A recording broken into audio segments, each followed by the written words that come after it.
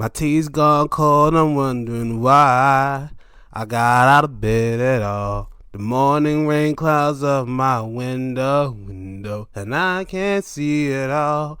And even if I could, it'd all be great. But your picture on my wall, it reminds me that it's not so bad. It's not so bad. Oh man, I mean,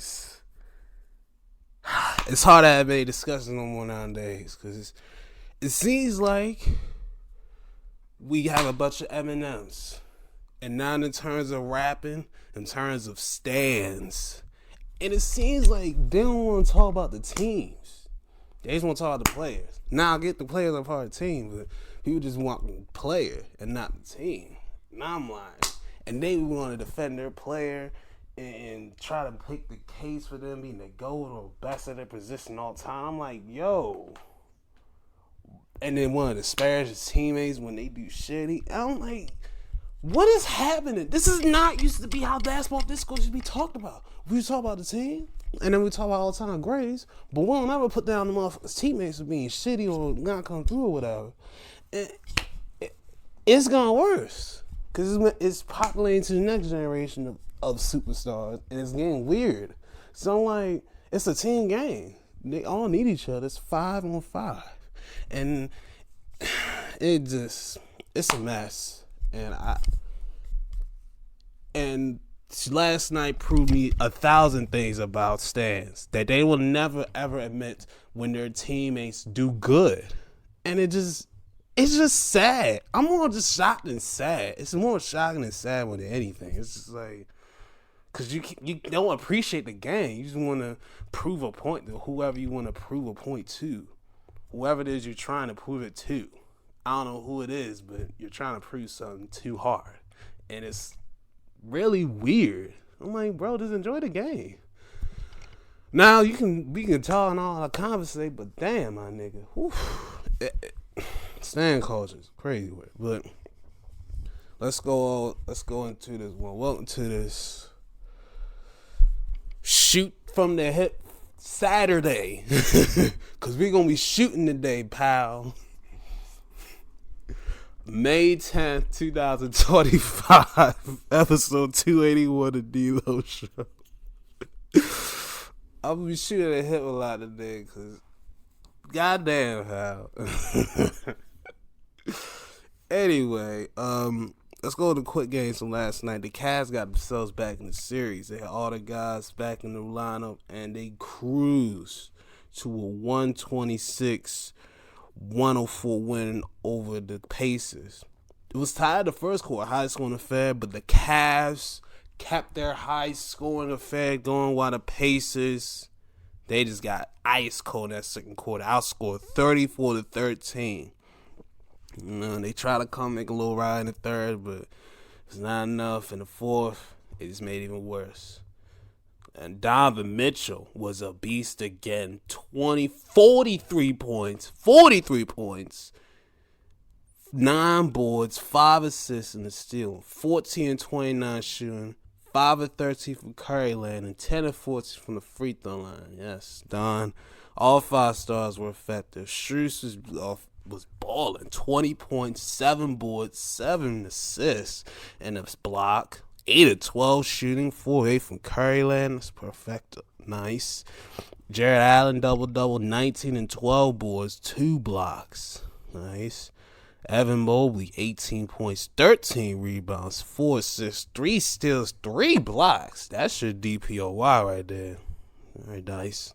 And Garland came FNG at 10 and 3 assists. Yeah, shot 3-11. Ugh.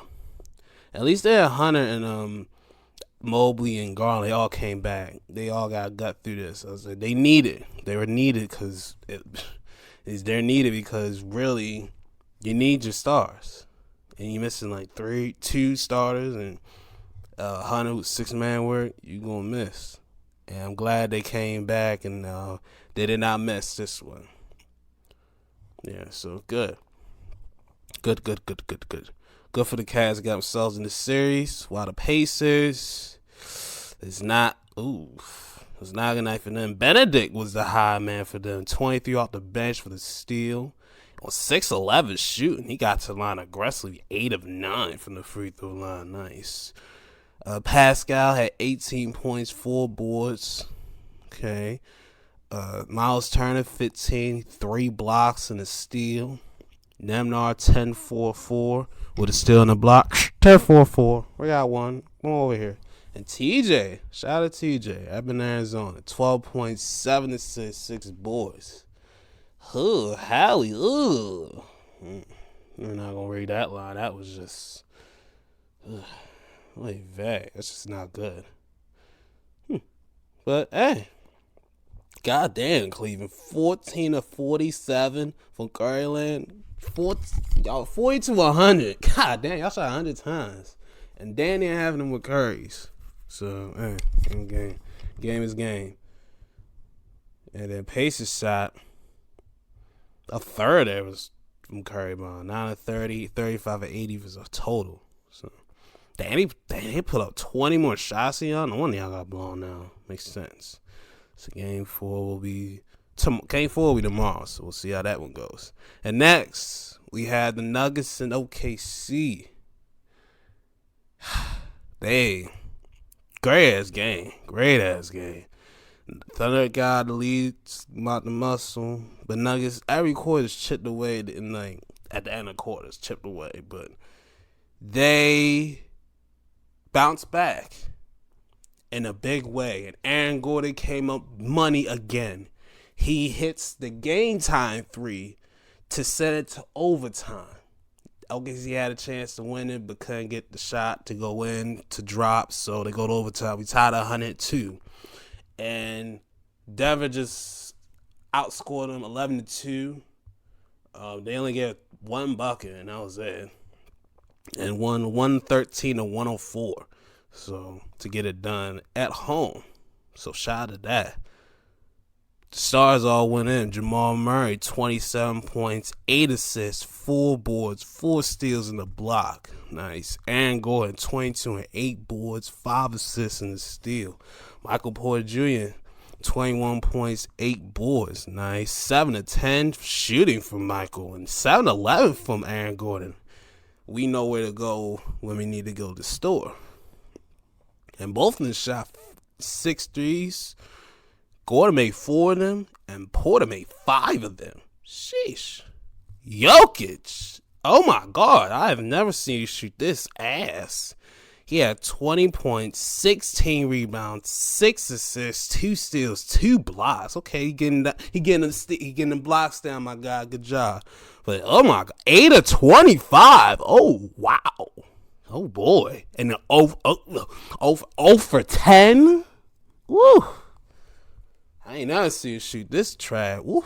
That's probably the worst shot I've ever seen him shoot. But he stole his orbit, as a lot of Curry fans said, makes him still dangerous, even though he's not shooting well. I'll just be joking, but on the real, he really, he still is an impact, because the way OKC hasn't played him, they get physical with him, they mess him around. They make sure he's off balance when he gets the ball. They try to beat him out of his spot. When he try to get comfortable, they make him uncomfortable. They try to make him uncomfortable as they can, so they can, deflect the ball or get in his hand space to, force it out of his hands, so that way he doesn't set up and operate and find his guys. That's what he's great at. So OKC really found a way to do that. But in that overtime, they could not score a lick. I don't even remember who even scored. I think it's either they got SGA. Someone scored, because it took him a few minutes to score. It was Chet. That was the only one that scored in the overtime. And they come ready to get shit going. Hardest time is like 3 like floaters in the lane, or he pushes, whatever the heck they call them. Either way, what happened to the mid range? Why are you pushing this shit out? You know what I'm saying? That's what I was thinking in my head, like, damn, fuck that pushing shit. But Jalen Williams, he went off 32 points, 5 assists. He was very good. 11 of 21 from the field, 3 of 7 from Curry. Got to the line 7 to 8 times. SGA and Chet both had 18 each. Both had double-doubles, though. Chet had 16 rebounds and 3 blocks. And shot crazy, 7-19. And Neshier had 18 points, 13 rebounds, 7 assists, 2 steals. Shot 7-22. And both of them shot 1 assist from Curry. Like, oh, God. Oh, my God. 1 assist, 2, but you... Ooh. That was from the field, brother. Hartenstein, 10-10. 4 assists and still on the block as well. But they did not know how to score in that overtime. They didn't know. It seemed like the Thunder were not ready for overtime. And you could tell by how they was playing, how they was looking. They was not ready for the overtime. Once Denver got in the flow, and once they got into that zone, they could not get out of it and just overwhelmed OKC. Overwhelmed them too much. That veteran leadership kept them throughout and get him a dub. Shout out to Russ, man. He's 2 away. Let's see what happens. All right, we got 2 games today. We got the Knicks and Celtics in New York City. The Mecca, the guy that's gonna be rocking, boy. I already know the Knickerbockers fans are ecstatic, packed to the top of the ceiling, and ready to cheer hard for their Knicks to get up 3-0 in the series. I'm leaning towards Boston only because they love playing on the road and love to shot people. They did this shit to Philly. I think Philly came in there and robbed them of one. I forget which year. But then they came back to Philly, went back to Philly on the road and straight mollywopped them. So I'm not laying my head on the Celtics yet, but I don't think they're going to repeat, though. So I'm going to Celtics. If the Knicks win, I won't be surprised at that one either. I will not be surprised. So we got that. So I'm going to them. Go to Celtics. T-Wolves and Warriors. They're the primetime special. It should be the other way around, but I understand West Coast is the West Coast. But no Curry bombs will be over there in the West Coast. So Jimmy, we need playoff Jimmy. We need Jimmy Buckets to come out and prove to himself that he wants to win. 1, 2, show that this is why you got me. So in case Curry goes down, I'm here to step in and hold this shit down while he recuperates. This is his time to show why you're Jimmy Buckets. This feels like a change of the guard, though, without Curry. And I'm leaning towards Minnesota. I'm leaning towards them. Because they seem like they can take advantage of Curry not being out there. And if they take advantage of this, take advantage. Because you ain't got to chase Curry all around the daggone court. You just got to worry about Jimmy and a little bit of Draymond. But, you got to worry about those two. Kuminga maybe. Kuminga too. He could be a little energizer for them. Get some points off the bench. Those are the main ones you got to worry about. So, I'm leaning towards Minnesota. I'm leaning towards them. And see how that goes. Just in case I'll record tomorrow, we got 2 more games. Nuggets and Thunder. They have 3:30. I got OKC tying that series up. That one's going to go the distance. I don't care. So that one's going the distance. And Cavs and Pacers. I think the Cavs even up the series. It's going to be interesting how it goes. Because, but we'll see how that one goes. Because that should be intriguingly juicy. Wow, ESPN going on Monday? Really? If they did not go against Monday Night Raw. Gotta do that shit. Well, let's stay in playoff mode because the NHL playoffs are here too, so we might as well stay in playoff mode. Playoff mode activated. All right, Capitals and Hurricanes are tied at 1. The Hurricanes won in overtime 2-1 in DC, but we came back on Thursday last night and won last night 3-1. And we made them bands and make her dance. Bands and make her dance. T.J. Wilson. I'm just naming the guys who scored. T.J. Wilson, Connor McMichael, and John Carlson with a 3-minute score. TJ had an empty net to make it 3-1 and seal the deal, but I love it. And for Carolina, the only person that scored over them was Shane Gostisbehere. I think that's how you pronounce it. Gostisbehere. Ha! He got to be here, my G. He got to be there. You know what I'm saying? You know what I mean. And on the other side of the bracket in the West, on the other side of the other games last night, the Edmonton Oilers, they won game 1 4-2, and they won this last night 5-4 in overtime, thanks to a game-winning goalie by Leon Draisaitl. Nice. Wow, he led the league in goals. You're from Cologne? Nice. Hey, we won the same month. But Leon was the winner for the boys. Victor Olofsson got to start scoring for his Golden Knights, getting them 1-0. But in the second period, 3 straight goals from the Edmonton Oilers, putting them up 3-1. And they were by Jake Wallman. All right, who's this man? Vasily Podkolzin. Hey. And Darnell Nurse. Darnell, are you a brother? You kind of like Richard Jefferson on the low. I'm not even trying to be funny. You kind of like Richard Jefferson on the low. Low key. You kind of do, but if you are, you kind of look like one, but you never know.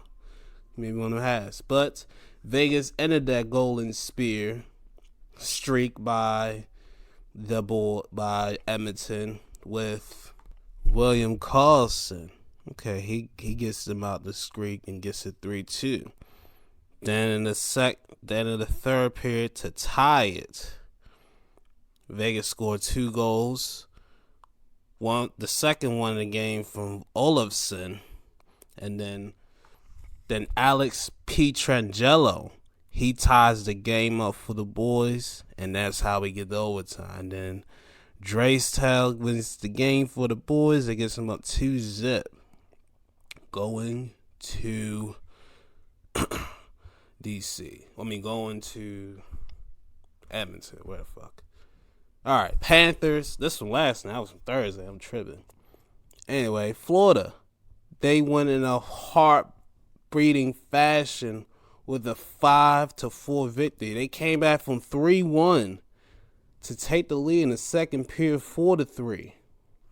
They started out 2-1 in the first period. John Tavares, he's still there. The old vet's still kicking. He had 2 goals. He got the scoring. He got the second goal for the team. But with Matthew Nyes, he gets started alongside Tavares. But Florida at least gets 1 goal with Alexander Barkov. Oh, you're from Finland. Why, hello, my Finland cousin. How you feeling? Then in this second period, Tavares gets his second goal of the game, make it 3-1. They're going wild, right? Then is when the madness starts. Sam Reinhart makes a 3-2 game with a goalie of his own. Then Carter Verhaeghe ties it up at 3, 9 up at so. And then Jonah Gajovic, he gets his boys in the lead 10 minutes later and gets them 4-3 lead. All snaps, drama in Florida. Then Morgan Wiley, he ties the game up, and then we're going to overtime.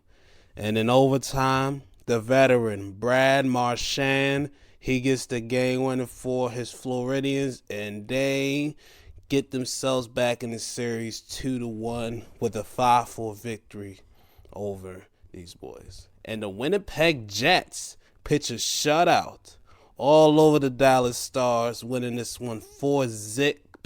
I'm just going to name the guys that scored because our goalie here, Hellebuck, Connor Hellebuck or Buck. Huh? It's spelled Hellebuyck. Hellebucks. He gave you Hellebucks by shut it out. The whole squad. 21 saves, 21 save attempts. Perfecto. Mi amigo. All right. Nikolaj Ehlers from Denmark. He bucked in 2 goals. Hey, he was born on Valentine's Day. Just like my homie is. Shout out to Lou. Adam Lowry. He got to go. And then last dude's Gabriel Velarde. Okay. Kingston, Ontario? Don't tell me you're making me crazy, man. Don't tell me you're going to make me crazy. But yeah, shout out to Jets. They put your shutout. Okay. DC going to Carolina, face the Hurricanes.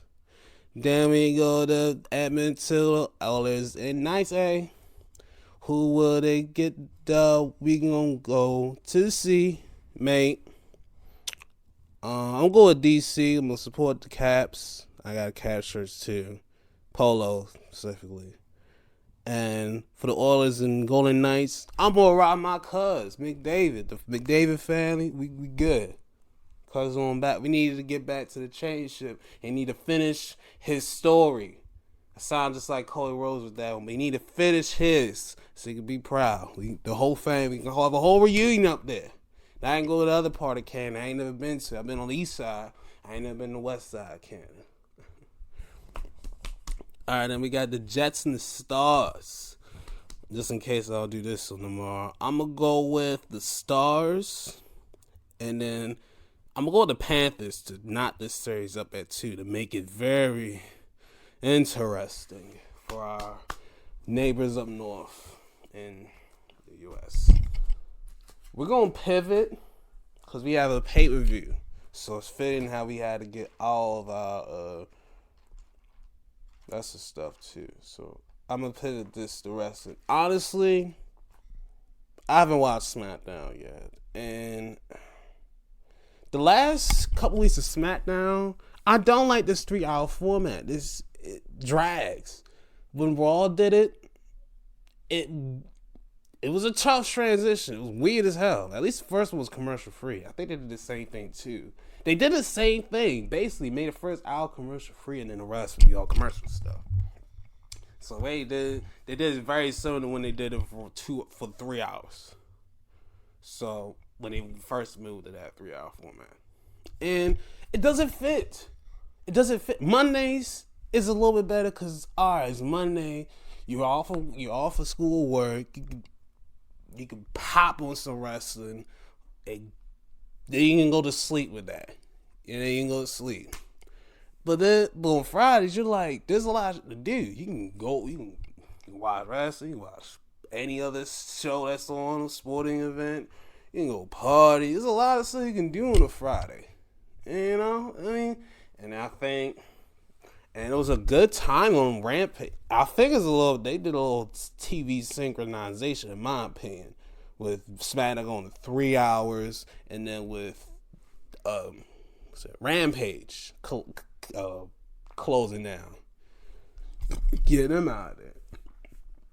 How convenient that was. How convenient. So, I didn't watch. I watch after this because I gotta catch up. But I watch. But I can tell you 90% of the shit I probably do like is probably on it. Well, I didn't say not 90, but 70% of what I like is probably on it. And the rest, I hope he gets a surprise, motherfuckers. But I will read that after the case. And I ain't watched Collision either. And the Dynamite. Oh my god, I hate television. I hate television sometimes because I have my recordings for Dynamite. You know, I've always had that recorded, saved up, ready for the day, right? And usually it goes on at 8, as usual. I would go on the Dynamite to see what it will see it on, and I do the Dynamite, boom, boom, and it records The Big Bang Theory. It kept, like, you usually had the ending of the next episode, of the last episode, then it'll go to the Dynamite. This didn't do that. It just went to the next episode. And then I'm fast forward and did all 4 episodes. Are you fucking kidding me? So we had to fast forward this thing too. So fuck it. That's how we gonna do it. But anyway, wrestling really fucked me over this week. And not just the releases. But let's go. Let's get a prediction for the pay-per-view. Let's get that out of the way. You know we gotta get back to the WWE edition of 5 cars. We got spoiled last WrestleMania. We got 7 each day. Gasp! I feel special. We now back to the 5-match card. Gasp! Yay! More commercials.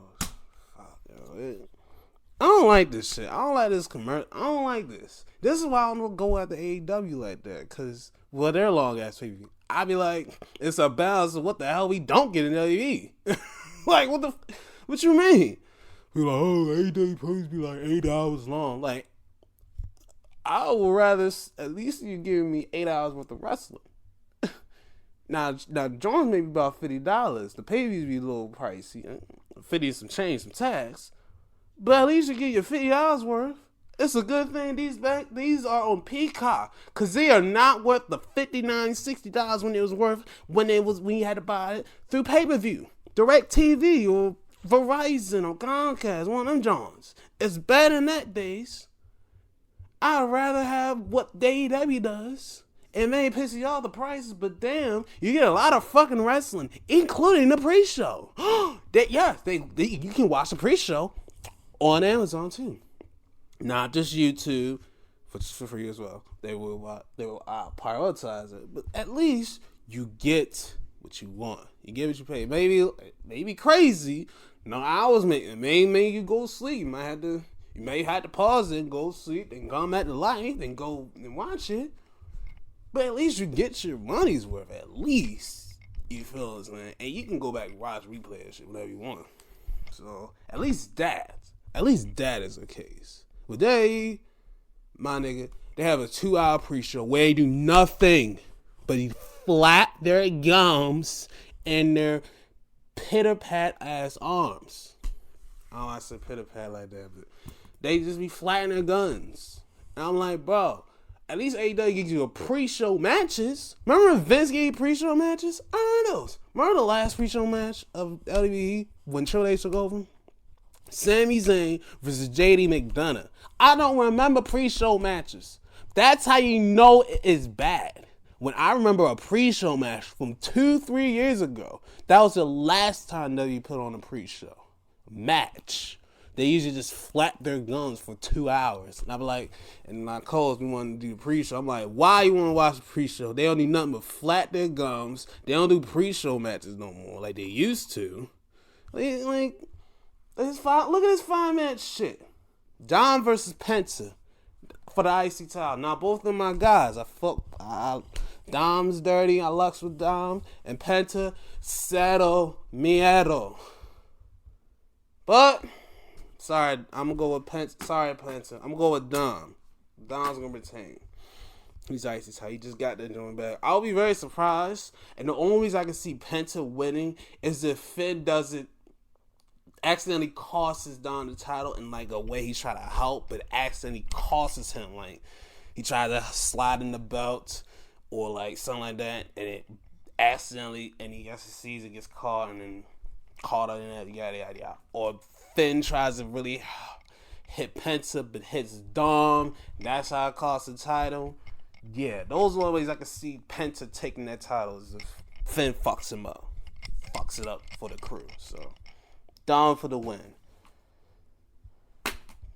The only match I'm looking forward to is this one. Jacob Fatu versus Drew McIntyre versus Damian Priest versus LA Knight. Yeah, for the US title. This is one I'm looking forward to because Jacob, I'm liking him. Drew's my guy. DP's went on the rise. And LA Knight repping Maryland. That's what's up. Yeah. I'm going with Jacob Fatu for the win. Yeah, hell yeah, I'm going for Fatu for the win. He just got that joint, so he's gonna keep that thing keep the thing for a little bit, man. Keep that thing. Yada me. Cat Gold Grills, you feel me? This is a weird one. Gunther versus Pat McAfee.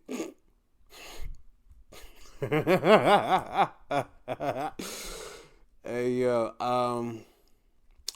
I hope Pat has. They're in St. Louis, right? I hope Pat has the number to the local medical facility in the city of St. Louis, because you're gonna need that at the end of this one, because your chest, Pat, you about to be hit like you never been hit before, and you've been on the NFL field as a punter, but you made some hits. It's gonna be harder than the hit you gave out to Trendon Holiday. Yes.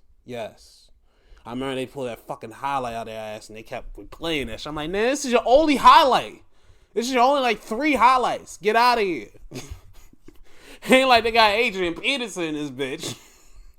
That's a highlight I want to see. Yeah, they got Adrian Peterson in this joint. I'd be cool with that. I'm like, damn, I pop. I be like, Adrian Peterson? What the fuck? Now, if you bring in Steven Jackson, if Steven Jackson at this pay-per-view, that'd be crazy as hell. That's a real pull from your ass. Or Isaac Bruce, or Torrey Holt. Fucks. Gunther should fucking win this, right? Right?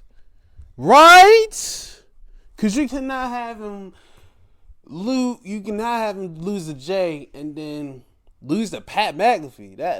That's a fall off. That's a downfall, a fall off, and a research that needs to be happening. Like, what? Why is the ring guerrero losing to a commentator? That'd be like Jerry Lawler beating well, Jerry Lawler and Bret Hart went at it, but Jerry Lawler at least had some credentials. Maybe Jerry Lawler and maybe Hulk Hogan. Ooh, I don't know. Have they ever crossed paths? That's a question for my ass. But Gunther winning. I got Gunther over Pat. He can get it done. Lyra Valkyria. I don't know how I said it. Or Lyra. She's defending Ice Tiger's Becky Lynch. Yeah. Lyra's been showing me something the last couple weeks. She saw that fire out of her baby face. I'm like, okay, Lyra. I can get behind her. We can get it behind. This smells like a Becky victory. It smells like a Becky victory. I'm leaning towards Lyra, though, because I want her to win. But it's leaning towards a lot of Becky victory, because she got to get her win back. Because Lyra did beat her for the NXT title. And then she never got a rematch. So I guess this is her quarter rematch, I guess. So, but I'm going to go with Lyra. If Becky wins, I won't be surprised because, she thinks she's back. And the main event, wrestling for 1,718 time in my WWE lifespan, we have John Cena and his opponent from St. Louis, Missouri, the hometown kid looking to win number 15 title, Randy Orton. Where's Jeff Hardy and CM Punk when you need him? CM Punk's here. Where's Brother Nero? We need Brother Nero. That's a real rivalry you want to bring back. I need Punk and Hardy to run this shit back. I know they probably squashed their own shit, but if you want to bring an old rivalry back, why not that one? That's the real rivalry of the 2000s. 2009 at least, please. That's the real rivalry. Kids want to talk about Cena and Orton. They're like, grown men cinema. Grill cinema was Hardy and Punk. That's a true rivalry cinema peak. I don't care. The two different principles, two different lifestyles, two different walks of life clashed together over the World Heavyweight Championship. And it broke my heart when Brother Nero was ousted of the world of wrestling entertainment. But we already know how this one goes. Cena wins. I wish they built this more, because if for an iconic rivalry, just to throw it on Backlash is insane. Yeah, if you really want to say this is one of your biggest, most memorable rivalries, really? Backlash? The only reason he's doing this here is because it's Orange from the city. Orange from St. Louis. That's the only reason why they're doing this. He ain't win no known contenders. He ain't wait. He said, he ain't want to wait till SummerSlam. He's like, I want to do this now. Like, okay. Okay, Chickle. Okay.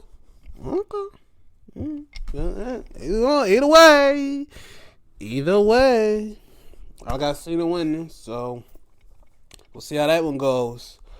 I want to do over-under. Over-under how many commercials we're going to have.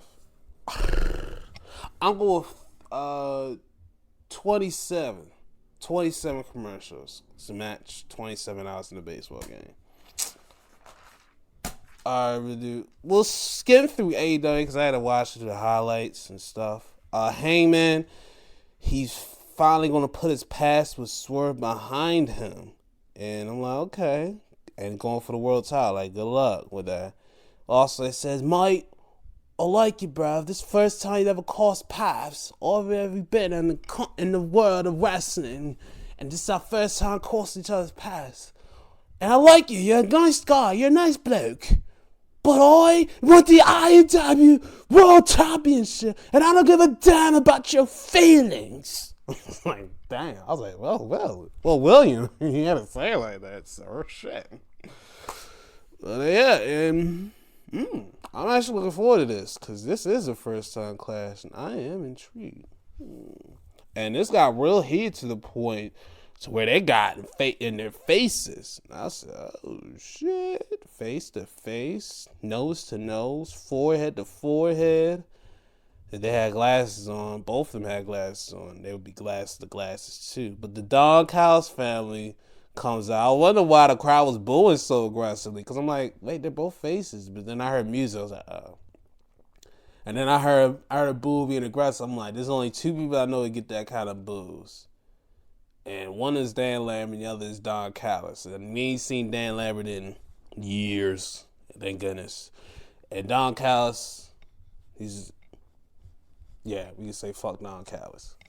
But he wants to stir the pot a little more and gets the Ospreay Hangman team up so they had to take on two members of the Don Callis family. I'm feeling it's Takashita and maybe Archer or something.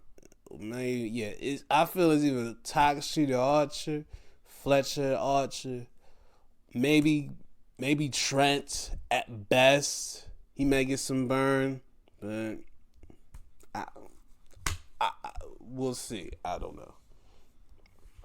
FTR rolls up on Tony again, cause it's like, hey, yo, we apologize to you. You still gonna talk shit to us? And it was like so he's about to swing at yo, but dang, Daniels got confronted too, and I was like, well, this is. I never thought they'll be the ones to roll up on somebody. Whoa, Dax, hold up with the 9. Chill out, sir. Tony Time. Those are fatal 4-way. There's a lot of ass in this match. Good grief. There's a lot of ass in this one. Tony Time versus Anna Jay versus Thunder Rosa versus Penelope Ford. There's a lot of cake in this match. I'm mad I missed this one. I'm mad I missed this. One of the highs I did see in this one. Megan Bain came out to try to help Penelope, but I think Anna popped her in the face and they distracted her. But Tony got the win for herself, and this was eliminated. So whoever won this would have been the number one contender and could face Tony next week or whatever the fuck they did. Whenever the fuck the eliminated will have it. It'll probably have me on a collision, whatever. But either way, Tony won, so she ain't got to worry about that. But she will do it again next week. But we'll see what she will do it against next week. A Rhino. Christian Cage is talking to Wayne about having surprises and all this stuff, and we definitely got a surprise. Rhino. We in Detroit, baby. They couldn't get Van Dam. They couldn't get Kevin Nash. It's like, hey, Rhino's from here. My guy. But hey, Rhino still like a beast. And I will not take a gore from him. That's how I know you're bad. You changed the spear name to a gore. But Wayne, took care of business. It took a while, but they got it done. Rico Bucks taking on Swerve, Speedball, Mike Bailey, and Mark Briscoe. This is an interesting team. From ball to I forget the damn thing, to a mullet to dreads versus a balding and two regulars. I already thought about it. How many this thought? Yeah, well, but the shock of the year. Now, I think this might be the shock of the year. Maybe shocking more than Corbin Bailey. The Bucks one of the Bucks rolls up Swerve? Huh? With the most deadliest move of all of wrestling? The small package? Huh?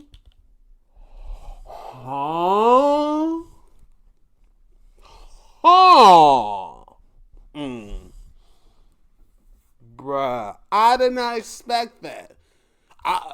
I did not expect that. When I saw the result, I said, huh? When I said,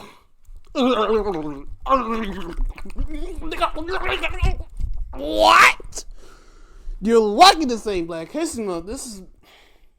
You lucky I seen a black man get wet by the wrestler that they eventually released. Cause that would have been the most insane thing I seen. You're lucky I saw that in person. And if I didn't, that would have been number one. This would have been number one. You're lucky. You're lucky I seen a black man get whipped by a Native American on a pay-per-view in DC on Black History Month. And then he ended up losing. You're lucky. You are lucky. That is the only thing that could top what I just saw on Wednesday. When I saw that, I said, what? I was just floored. And this makes me think this might lead to a Bucks versus Swerve and Kenny match.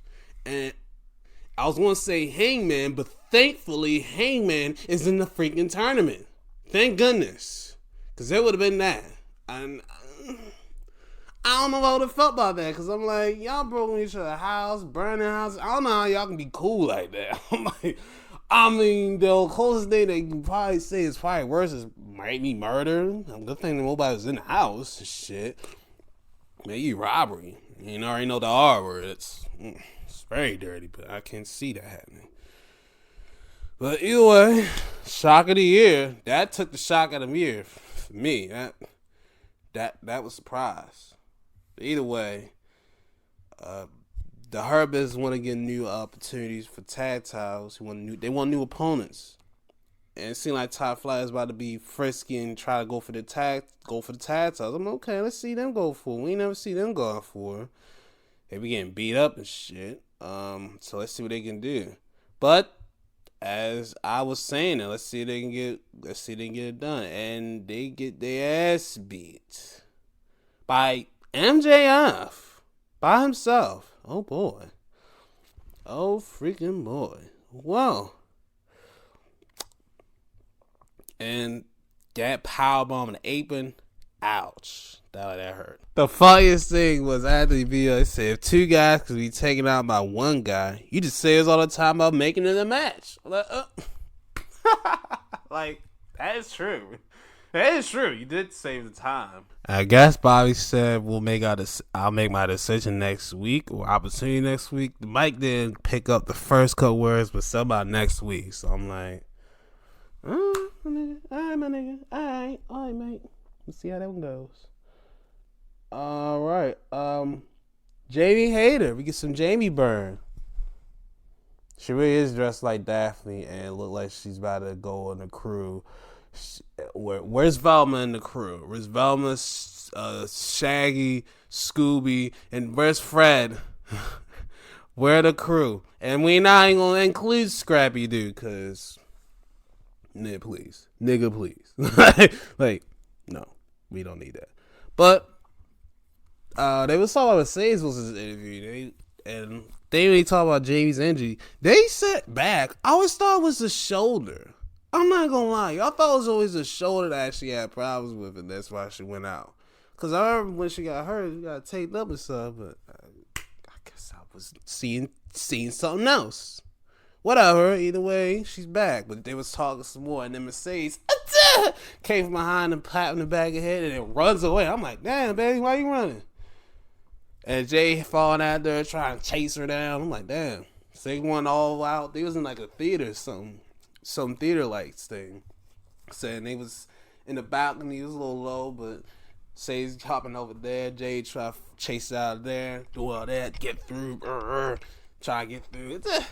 Say's popping going away.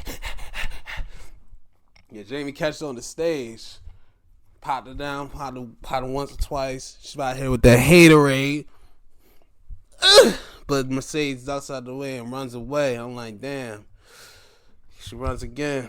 I was like, okay, Jay, let's see what you got. She pointed a cup, shaking everything's all Gucci brand, and then BAM! She gets thwacked from behind my Mercedes and then put in that cross face for your love hole. And then she's like, yeah, you think this gonna be me? This me. Yeah. And she turned around like that, and I jiggle. I said, damn, baby. When my baby getting ass now? Oh, shit, man. Man, hide your boy. You getting ass now? Oh, boy. She must have heard me say she got ass. Ooh, baby. She must know I'm an ass man, baby. She's trying to get some. Okay. She's trying to get in the B tier. You trying to get in the B tier, baby? You get in the B tier. B. So, either way, I enjoyed it. It was a nice little fun. Jamie still got to be. She went down a little bit, but she can go on A tier still. She still got a nice little one. She's got a nice one, mate. Either way, next one. It was an interesting match. Kaddish, but Roosh, he attacked the hell out of Kevin Knight before this match started, so they gave him kind of a bit of an edge. But it didn't matter because he still got the job done. And, whew, that drop kick, was last. Yeah, that was slashy. But it was good. I want to see more Roosh and Knight because they kind of went away from their forward, and I know they're going to run it back. So I need that to happen in my life. So need that. Need that one.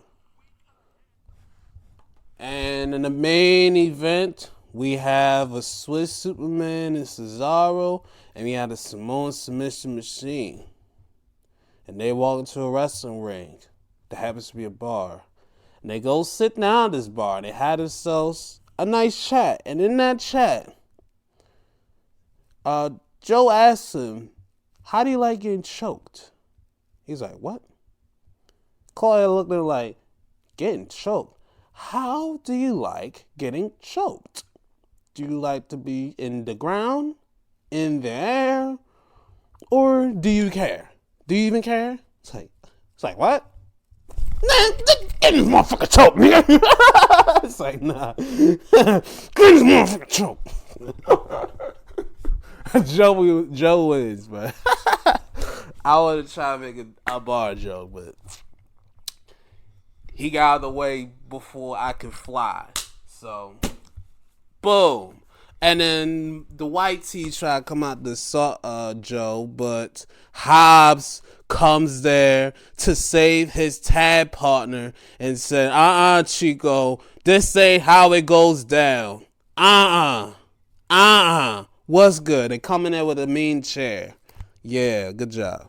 So, anyway, how the hell I go now? They had to tease it to our cage match. We got a cage match next week between Mox and Joe. But let's see how the one goes. Uh-oh. And then they busted his gut not the same way, like in the way they formed the chair, but they busted his gut with the gut busted with the chair open. So that really hurt too. Ugh. All right, so let's go to the games from yesterday. Oh, so he finally got the Schneid. Ugh, he been looking horrible lately. But Albert Sugano, yeah, we get the win last night, 4-1 over the Angels. That's what I thought. Tomoyuki Sugano, you have been the revelation for us. Thank God you're on this team. You're the only positive pitching force in our starting rotation. Felix is the only one in the bullpen. Shout out to Felix. But he was stupendous last night. Oh, wow. He was born 2 days after my birthday. He went 7 1/3, 3 hits, 1 earned, 5 Ks. Marvelous. Marvelous. Marvelous. I love it. And how we got our runs, I love it. He gets his 4th win of the season.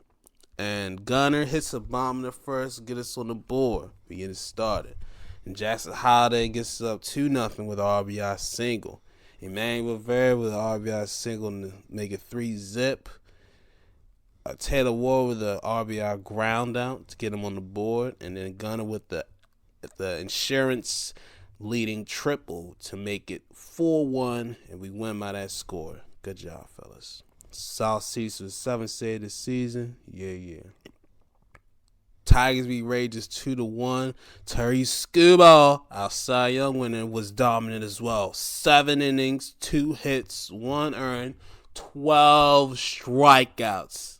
That's my son winner right there. And not Kane.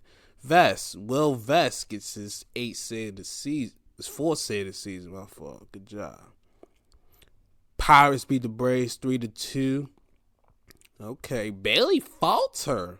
He gets his 2nd win of the season. He was dealing 6 innings, 2 hits, 3 Ks, 2 walks. Nice. Cardinals pitch a shutout on the Nationals. 10-zip. Eric Fettuccini. He gets his 3rd in the season. Going a complete game shutout. Holy shit! What? I said last time, I doubt we gonna get him in complete games. But we got complete game shutout by Mr. Fettuccini. I fucking love you. Wow, we gonna kiss on top of the fucking head like the Italians. 109 pitches, 9 innings, 6 hits, and 8 strikeouts. I love it, Fettuccine. I love the Fettuccine. It look good. It looks good, mi amigo. It looks clean. I like it. Tampa beats the Brewers 4-3. Put their Brewers under 500. Nice. Mets beat the Cubs 7-3. Clay gets his 5th win of the season. Guardians pitch a shutout 6-zip on the Phillies. Let's see if Gavin Williams got the luck too. No, Gavin ain't had that luck, but he went 5 and got the dub though. And he threw a wild pitch too. But 4 hits, 4 walks, had 8 strikeouts, so not bad. Wolves winning extra innings in 12 with a 2-1 victory, thanks to Freddie Furman with an RBI walk-off single to make it the game. They ain't scored. No one scored until the 11th inning. And Devers hit an RBI single to make it 1-zip in the 11th inning. Then Pasquantino ties it, and then Furman gets the win. Nice. White Sox beat the Marlins 6-2. Boozer?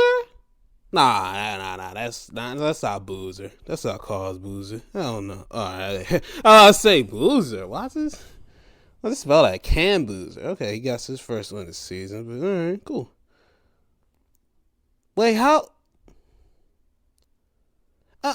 Blown save. I mean, I guess. Well, the White Sox scored 3 in the 7th after they stretched. So, take me out to the ball game and stretch you out in the 7th. Come back around. Astros pitched a shutout 3-zip on the Reds. Hunter Brown did 5 2/3, 2 hits, 9 Ks, 4 walks. Nice work. I miss Columbine. Columbia. Twins beat the Giants 3-1 in Minnesota. Chris Paddock gets his first win of the season. You think he is sheriff, huh? You think you the sheriff now since you got your first win of the season? We'll see about that, Buckaroo. Padres won a high-scoring football affair, 13-9 in Colorado. So bad, Robert Suarez got his 15th save of the season already. Damn. Okay. Randy Vasquez got a second win. The Padres came out this bit spraying. It was a 5-0 at the end of 3, and then up. 11-1 by the 6th. They made a big rally, a 5-run inning in the 8th, and then they scored 2 more in the 7th, but it was not enough. It was a lot of scoring. Another football score. Dodgers beat the D-backs 14-11. Damn, more football. Damn. I ain't flat read the scores. But let's read the score. I was say, how did 2 runs come out? But either way, it's a high-scoring affair in this one. The Dodgers scored 1-2-5. And then they scored 6 in the 9th inning to get them in the lead and rally. Because Arizona scored 3. Then they scored 1-4-1. And then 2 in the 8th to get them in the lead. To keep them up. It was 8-9. So they got 2 more. Yeah, it was up 3. All you had to do was close. But you couldn't close. You didn't close the deal. With a 6-run 9th inning. Jeez Louise. Let me see that 9th inning. 6-run 9th inning. Andy Pages. I think it's Pagas. Pages. RBI double. Enrique Hernandez. RBI double.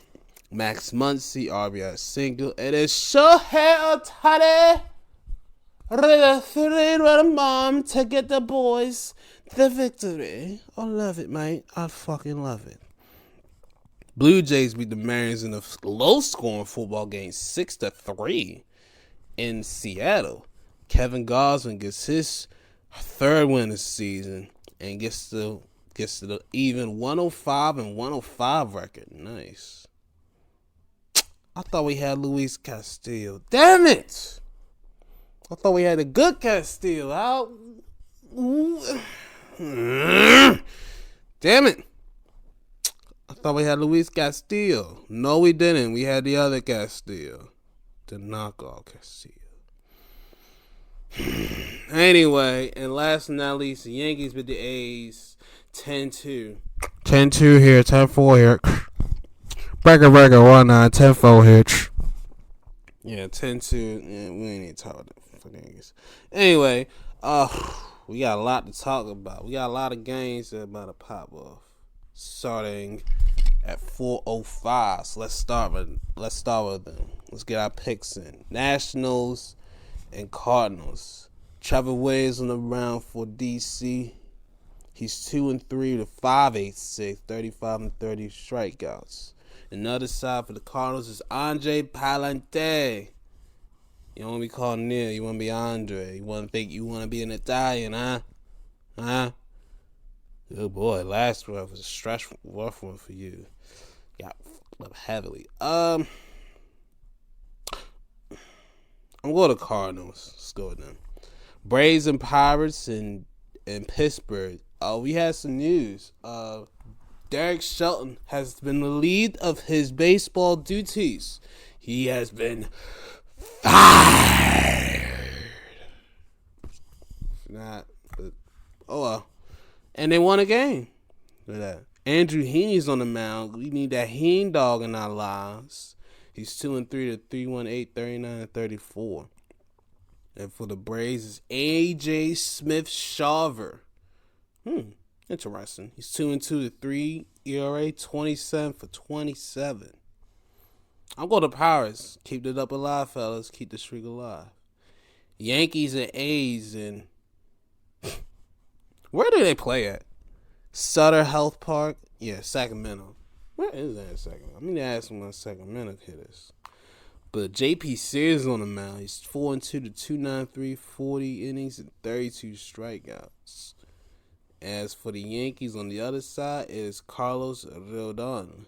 He's 4-3 to 296, 48 innings, 57 strikeouts.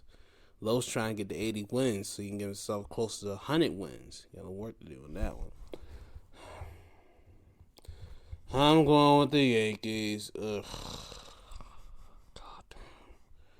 Next, Brewers and Rays in Tampa. Taj Bradley's on the mound. He's 3-2, 4.43 ERA, 40 innings, 30 strikeouts. I got my tab on today for this guy. My tab is on. And for the Brewers, it's Tobias Myers. Cold World. Kane! 1-0 with a 3.65, 1.12 ERA, 8 strikeouts. I'm going to go with the Braves. I'm gonna go with the Rays. I'm going to keep my tab open for this one. Tigers and Rangers in Detroit baseball. Jack Flaherty, who has the flair of the dramatics. He's going to start for Detroit. He's 1-4 to 3.79, 38 strikeouts and 38 innings and 46 strikeouts. Flip it around. As for the Rangers, it's Jacob deGrom. He's 2-1 to 2.61, 30 and 36. Damn! We was one night away from having one of the best pitcher duels of the season. Scuba versus deGrom. Damn! We was just one night away. Damn! That's fine. Flaherty's fine, but still, that would have been a fucking duel. Woo! Woo! Yeah! I'm going Detroit baseball because they rolling. 26-13, looking gravy. Phillies and Guardians. Tanner Bibby's on the mound. He's 3-2 to 4.26, 38-28. And on the other side is the Rangers, Suarez, who just came back. He got a rough start last time, but thankfully there was no decision, so he can get some reps, decreases the ERA, and make himself look better. So go to Guardians. I'll go with them. Guardians. Reds and Astros. Astros trying to stay above 500. The Reds trying to make them go back to 500. Lance McCullers, he gets his second start of the season. He started last one against Chicago, but ain't go past the 4th inning, so nigga, please. And on the other side is Brady Singer. Can I sing my song? He's 4-2 to 3.66, 39, 38. I'm 38 for life, man. I'm gonna go with the Astros. I think they can get it done. Royals and Red Sox. Spell the R's and not racist. Cole Reagans. He's 2-1 to 3.79, 35 innings, 57 strikeouts. Okay, I likes that. And on the other side is Garrett Crochet, who we should have targeted. I was trying to put this out there. He's 3-2 to 2.02, 49 and 56. 'Cause I went away from the team. I'm going with the Royals. They can do that one. White Sox and Marlins in Chicago. We got a rookie in Chain who's trying to bring the pain. He repping Wake Forest. And then we got Edward Cabrera on the other side trying to get a victory. And this bitch, Chicago.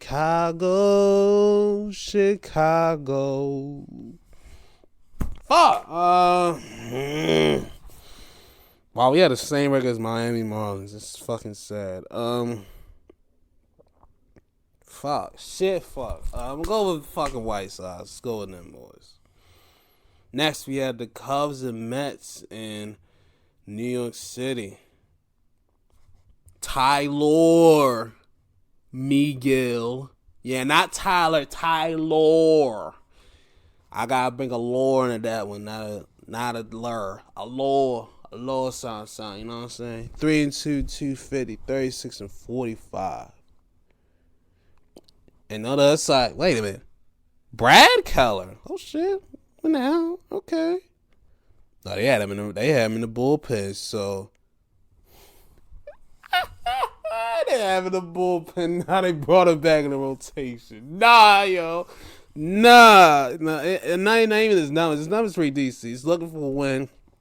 He's 378 RA, 16, 18 strikeouts. But his nickname, really? They're really trying to Stanley Yelnats his name? Get out of here. Get the heck up out of here with that nonsense. Yell Darb.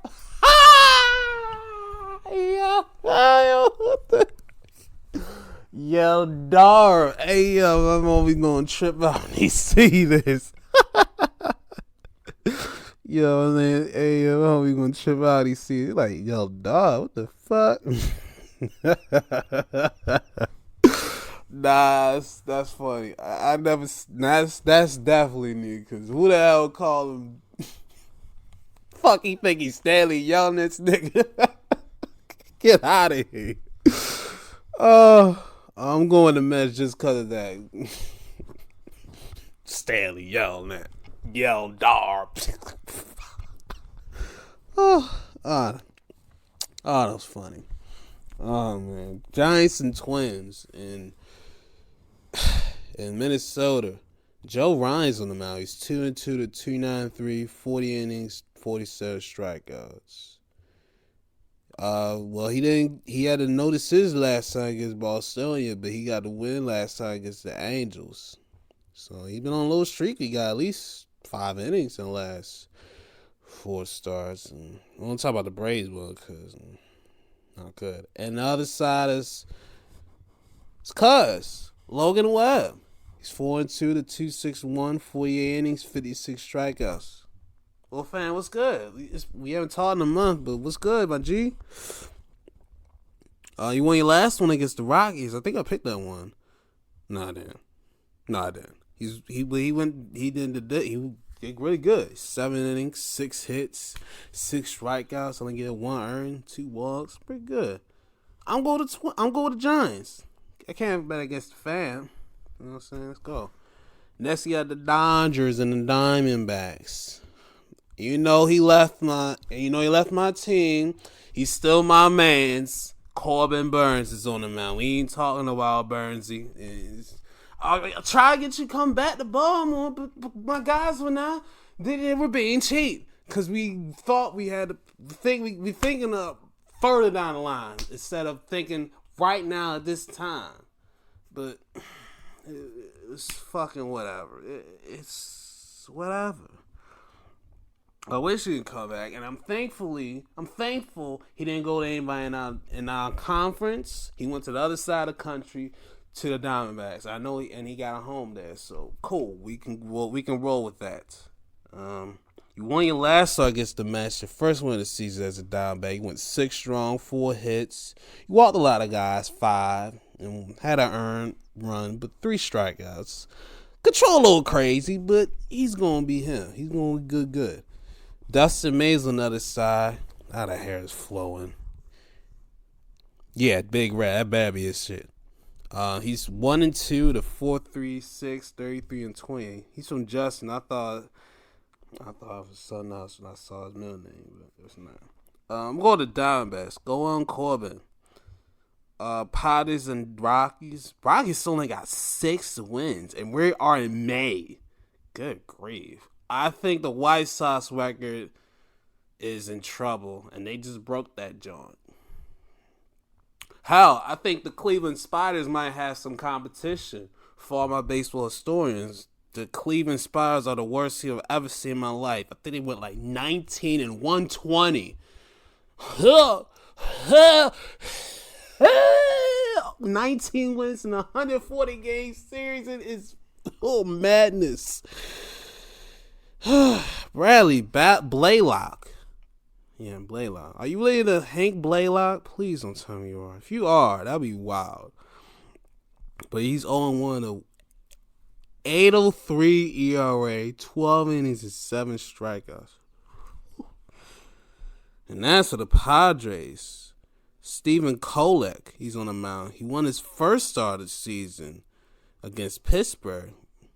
Yeah, he went 5 in the third, 4 hits, 4 strikeouts, 2 walks. Did pretty well. No earned runs. Nice.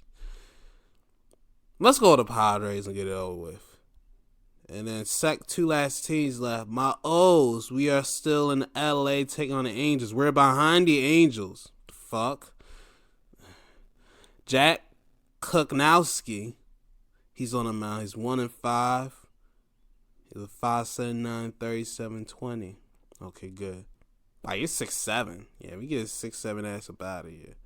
And the other side is Kyle Gibson. He's 6'6". So we got a tall ass pitching matchup. Got a couple small forwards out this bitch pitching against each other. Fucking swing, man. The hell? Get it! Kyle Gibson's on the mound. He's 1-1 with a what the fuck? 14? What the? Oh my god, yo. Nigga, Gibby. I'm not coming. I shit you not. You better get me at least to the 5th inning. Can you give me the 5th inning at least? Can you at least get to the 5th inning and at least not give him more than 5 runs, please? Just get to the 5th inning. We'll be alright with the 5th inning. Just give us 5. That's all we expect, Gibby. Please, just 5. That's all we need, Kev. All we need. And other stuff, and I'm going with O's obviously, but just 5. Just 5 innings, and you'll be good. I mean, throw them in the fucking gulag or something. And last but not least, the Mariners and the Blue Jays battle of the light blue versus dark blue. Let's talk about that. Logan Evans. Hey, we got a new family member. He's 1-1 to 720 ERA, 10-8. What a 360 of a god damn! What a 360 of a freaking day of starts. His first start was versus the Miami Marlins. He got the victory going 5 innings, 2 hits, 2 earned, 3 walks, 3 strikeouts. Not bad. And you got the win.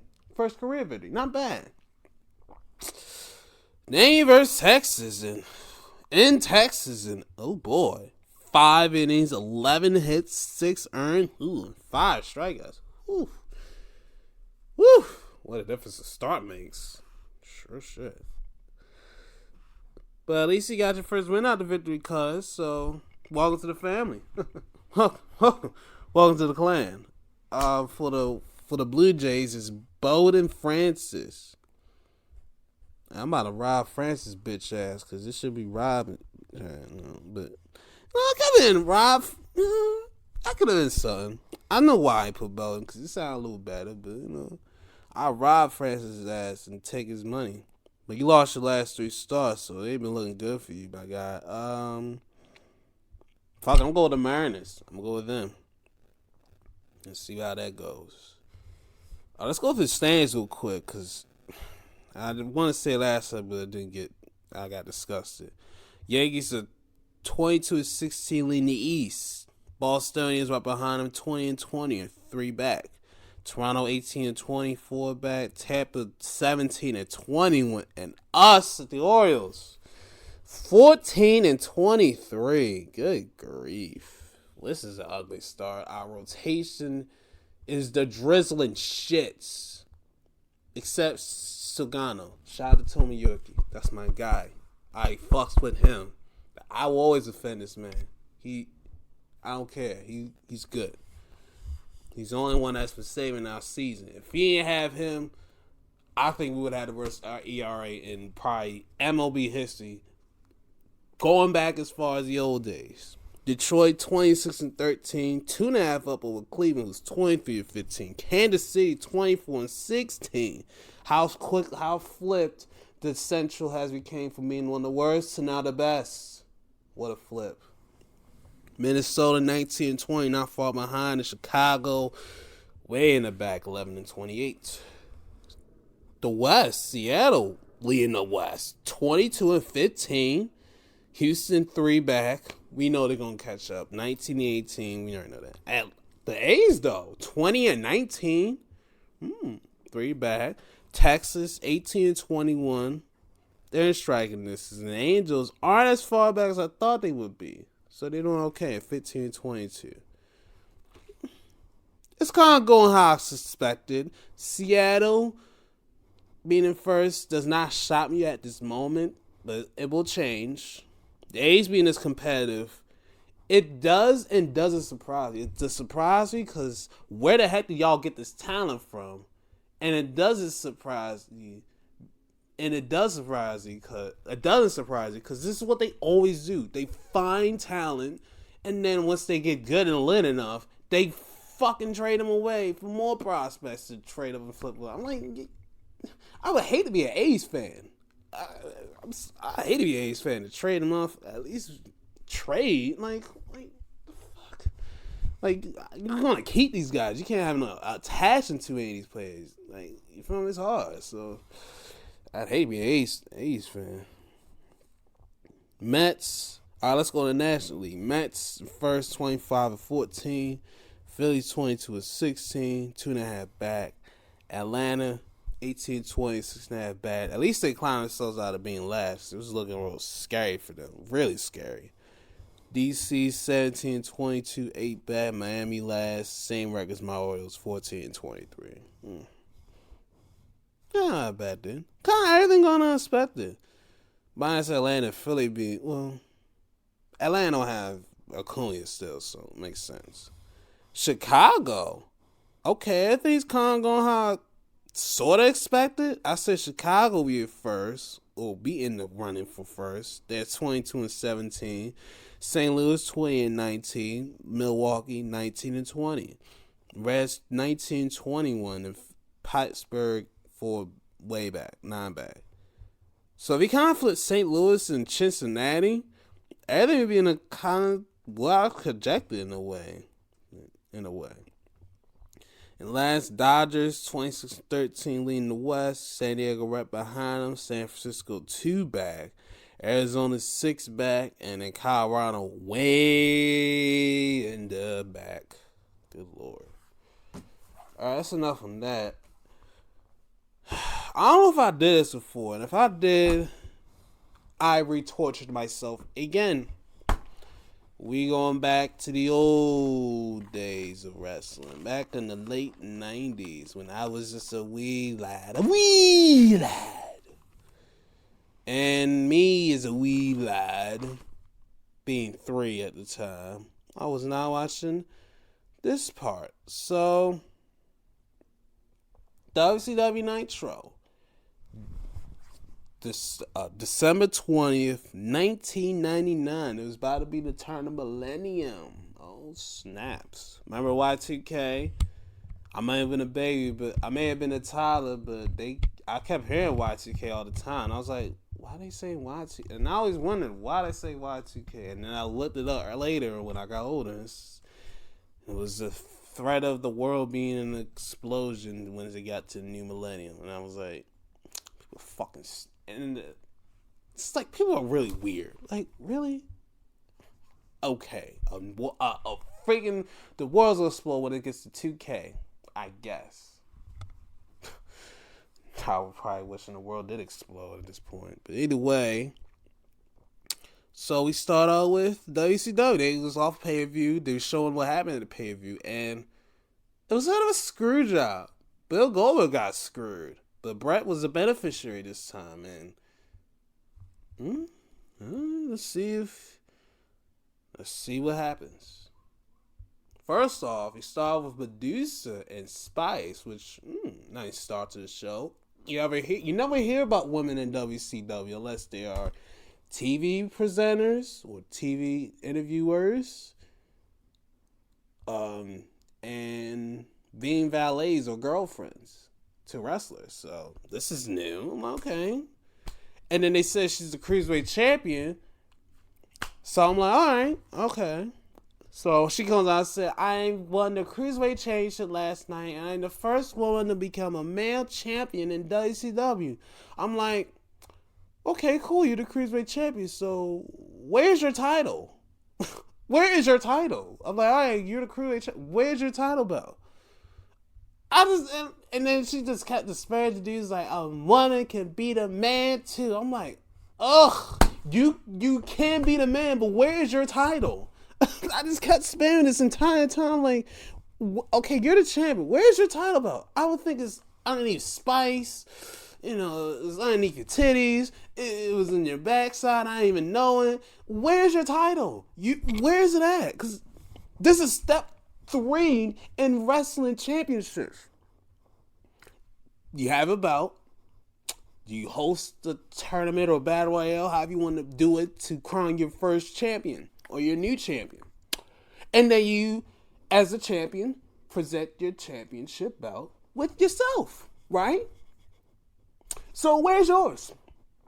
When China, who was this IC champion 2 months ago, beating Jeff Jarrett for the IC belt, let me specific.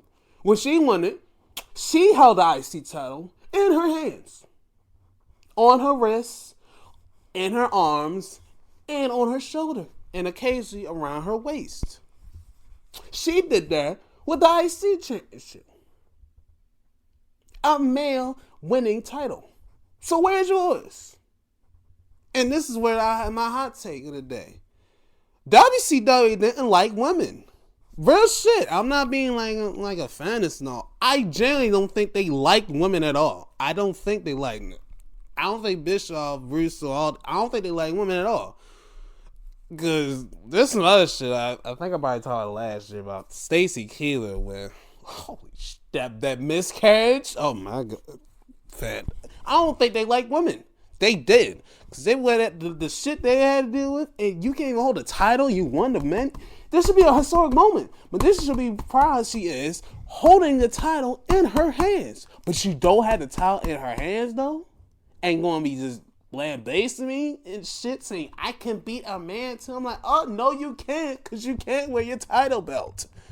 So, whoever was a previous champion is still the champion of us, because where's your belt? Any champion that wins has that with them. That's championship 1-on-1. And then out of nowhere, some dude with the equal whites thing, or 70 hippie out, tie-dyed, he comes in the ring and tries to be all equal rights with her, but she eventually beats his ass. And I'm like, and then it just spawns to a match. And then Spice, not bad looking herself, but she's seducing the ref. And the ref, you getting distracted. And I'm like, what the fuck is this ref doing? And then the buzzkiller's trying to get a touch of the ref, like, hey, yo, ref, you gotta do your job. And they're like, man, get the fuck away from me. I have this bad bitch in me. Chill, get away from me. So I don't know how he ain't see this, but she threw something in there. Yeet. She threw something in there for Medusa. A 400, popped them in the face, knocked his ass out. And then the ref finally got his attention. Like, oh shit, I gotta do a job. 1, 2, 3. I'm like, dang. I'm like, this is how you start a WCW? This is how you start a show? And I was like, this.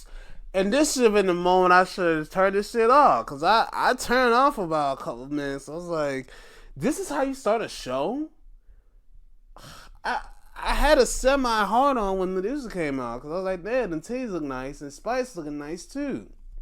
And that shit disappeared when she opened her mouth. I was like, that shit went shriveled up. I was like, this is how y'all start a show? All right, let's move on. Holy hell. Holy hell. So the powers at B decided to screw Goldberg to help out Bret Hart. And then once he started talking like this, I knew exactly who it was, bro. It's Vince Russo. He is the powers that be, bro. And I'm ready to take over this company to the next level, bro. We're about to get everything right. We can get everything solid, bro. I want Roddy in here so I can tell him, can take the heat off of me, and I could be able to relax, alright? Let's go. Go get him.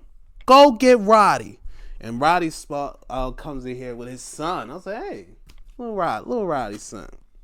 And once they arrive and get the locker, they're like, hey, Our powers that be wants to see you in the office, Mr. Potty. So, all right, come on, kid.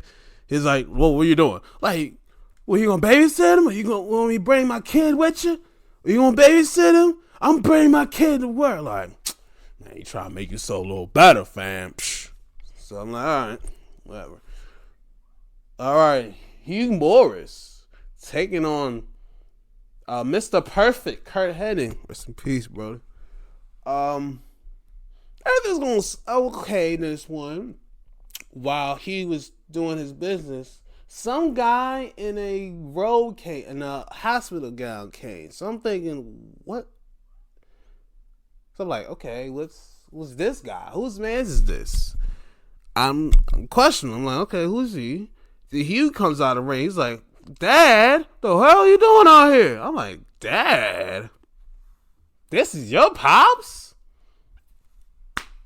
All right, man. Control your fan. But he kept distracting him, and he kept trying to tell him, go stand back, way back in the aisle while I do my thing. And he was watching his son do his thing. He got close, and then once he got close, next he was like, get out of go, stay right here. Stay right here. I like how in the reverence count, he's like, 5. That was funny. I was like, that was a hood. That got me. And then distraction so bad that he came back in that world. Bam! A perfect plex. Bam. 1, 2, 3. Ding, ding. These matches were short as shit, but at least it got out of the way. And then and then after that, the possible go in the ring and roll in there and lay with his son, like, and impersonate him and shit like that. Shit. I was like, you know what? At least this guy at least put a quarter of a smile on my face. I was like, are you serious? This nigga really just did that. But either way, not my issues. Roddy. Yeah, like I said, Roddy, like the powers that be need you, Roddy, to go out there and tell him I had nothing to do with this, bro. This is all on you, bro. Don't tell him I had nothing to do with it. Nothing at all. It's all on you. I was like, alright. I wrote it down. Kevin Nash, he spoke his feels about the powers that be, and he's talking about how the business is. I'm like, I wrote TPAB, and I thought for a second to Pepper Butterfly. I thought I was about to go some. I almost said Kendrick, but I just thought about that. The powers that be. I'm like, the fuck I like that. So he said the officers didn't care about the workers. The officers care about profits. I was like, Kevin, you're speaking a deep language, and this kind of fits into today's wrestling. But either way,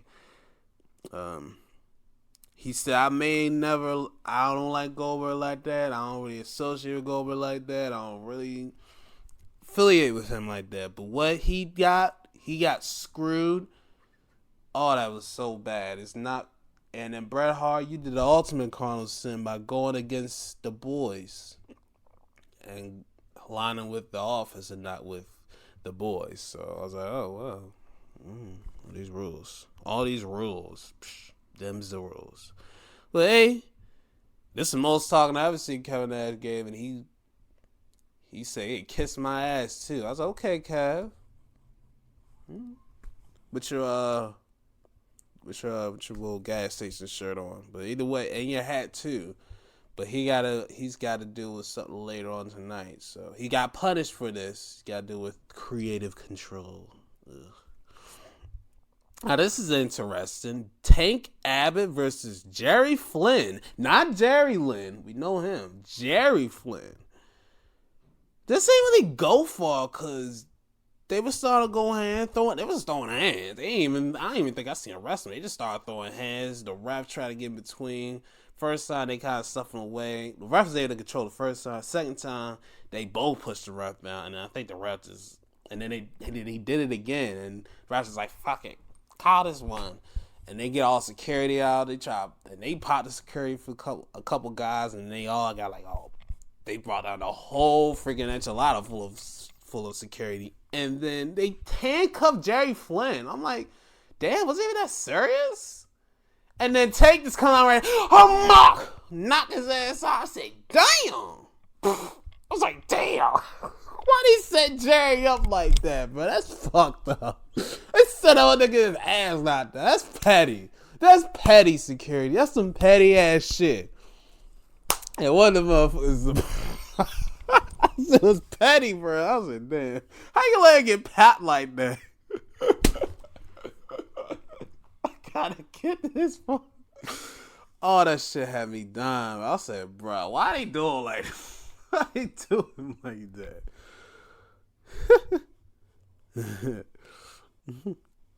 Oh shit.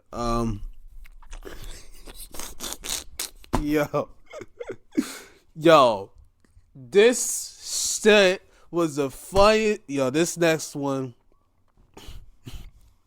segment is the funniest shit I've ever seen in WCW, bro. Yo, I shit you not, bro. I was crying when this happened, bro. I was crying, bro. Literally crying. Okay, I gotta go. So, it's the Revolution. It's Shane Douglas. I'm painting this picture. Shane Douglas, Perry Saturn, Dean Malenko. I forget the shorty name because they didn't really introduce her, and she was waving the R flag around. So at the pay-per-view, Jim Duggan had stipulation. We couldn't win. He had to denounce America and do all this deranged stuff. So Shane Douglas was talking about how, Jim Duggan, it's time for you to make up your... And then Perry said, let's take the mic from him. And he said, we learned one thing last night from Shane Douglas to what happened to Jim Duggan. And we're all like, what's that? And he said, how many licks does it take to get to the center of a Tootsie Roll Pop? Like, what?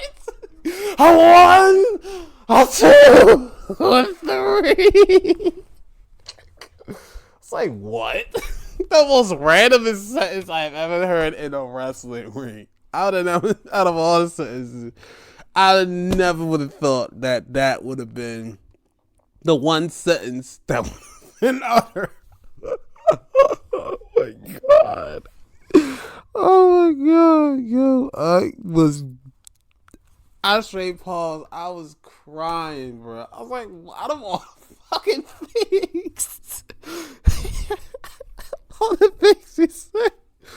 I was like, bro, he sound just like the owl too from the whole not even everything.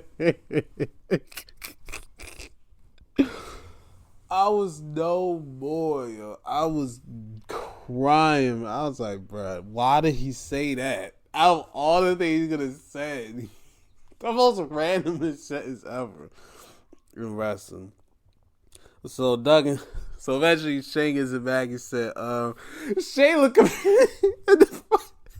Shane looked so confused. I was like, friend, I don't blame you. I've been confused. I just started busting out laughing. Like, even Malenko in the back and the show in the back, they was like, what is he talking about? Oh my god. Oh god. I was done, bro. That was hilarious. And I was so confused. So Duggan comes out. He doesn't want to do it. And they're like, oh, you don't want to do it? You don't want to follow through with what you said? These are all your words. This is your stipulation. And they started just beating his ass.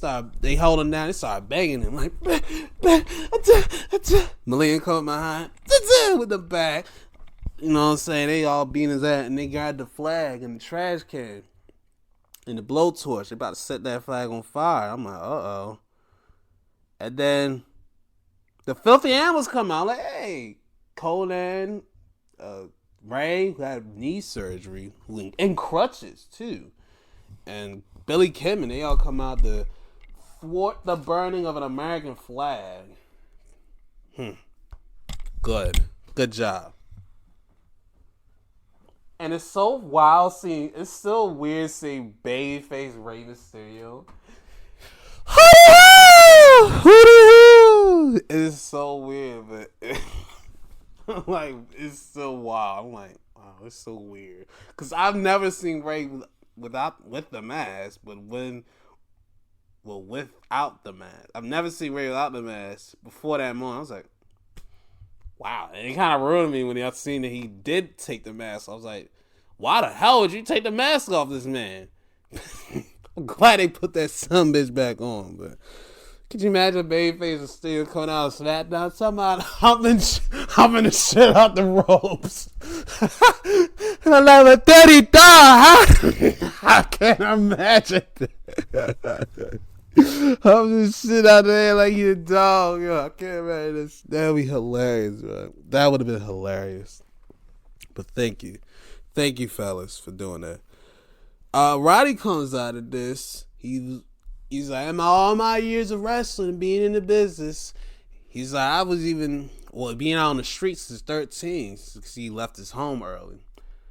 He's like, there was a lot of kids. I was doing a lot of inappropriate stuff to survive and advance. And he was like, I'm not going down that road, damn it. I'm not going down that road. And he never went down that road. He went the road of wrestling. I was like, thank goodness you went down that road and not that road, because it would have been awkward. So, but he said, I can't take this no more, being this pressure like this. He said, I quit. He said he wants to fight, not be an authority figure, a puppet, or like a surrogate for somebody. I want to fight. I'm a fighter. And he's going around some more, and then he's walking to the stage. Goldberg comes to the gates. He's like, Roddy, I had a lot of respect for you, man. I thought he was close. We was besties, friends, and all that stuff. I was like, oh. He's like, now that I know you're not my best friend no more. I lost a friend last night. I was like, aw. I was like, aw. Why you trying to make Goldberg? Aw. Like, aw. That's not good. Then Bret Hart comes out. He said, I didn't want to say that way. I just know how it's supposed to go down. I don't like it at all. And I'm going to do something about it. And he goes back to the office and he vacates the title. He said, you can go to hell. You can go to hell. I don't care. I'm not wearing this title away. Were you in the way? He's like, Bret, I did this for you. I wanted to make up for what happened in 97. I wanted to make it up to you, Bret. Well, that's not the way you make it up to me. You make it up to me by doing the match the right way. We don't do it by screwing one of the boys. I understand, bro, but I'm just here to just help you out, bro. We just here to help understand things, make things balance, everything right in the realm. Is there anything right? It ain't right over here with Goldberg, because he's getting screwed. Now I'm vacating this title, and I don't care what you say. That's how he did it. Short ass voice. But yeah, he vacates it. He said he felt dirty with that thing around his shoulder. I was like, well, just be a dirty little whore then, Bret. You could have been a dirty little whore for a couple more hours, Brenton, but it's okay. Norman Smiley and Mang in a tag match. But Mang attacks Smiley before the bell. And then, what the fuck? Fit Finlay. And Brian Knobbs. Now, this is an interesting duo. So, I think that's all to start fighting each other. And then, for some reason, Norman got his look back with the Nasty Boys with Knobs. Well, I mean, Knobs and Fit. And then I don't know what happened the last 5 minutes, because it just shocked me, and I was just floored. So man got knocked out. We didn't see that man the rest of the match. And then Norman he runs in the crowd and goes to the bathroom. I'm like, man, You gotta take a piss right now. Take a piss. I hope you just gotta do number 1, cause you gotta do number 2, man. That's not good, cause you're in a match right now, and the only way it's work good for you if you can shit on your opponents, but that'll be kind of nasty. So it was in the same bathroom as the one in 96. They really made an influence. Oh my God, he's going to that bathroom in 96. I was like, nigga, you sound lame. I was like, nigga, you had to put it out like that? Like, really? I was like, oh wow, he's going to the bathroom. Like, could say it like that. Like, wow. And Fit and they got in the bathroom and he's high in the stall. He tried to go up to the top. It don't work. So I never thought I would see this from a grown man getting swirlied on national television. A black man getting swirlied in Baltimore. Are you kidding me? This nigga.